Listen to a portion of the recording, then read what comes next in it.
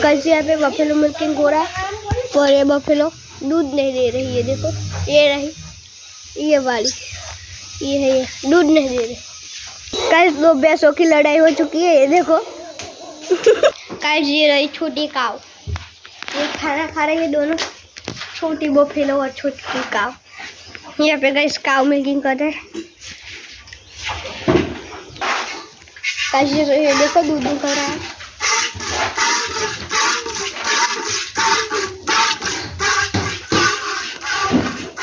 Gas buffalo milking तो नहीं हो पाया क्योंकि वो दूध ही नहीं दे रही थी। जैसे काव मिल्किंग हो रहा है। ये देखो गैस खाना कैसे खा रहे हैं दोनों।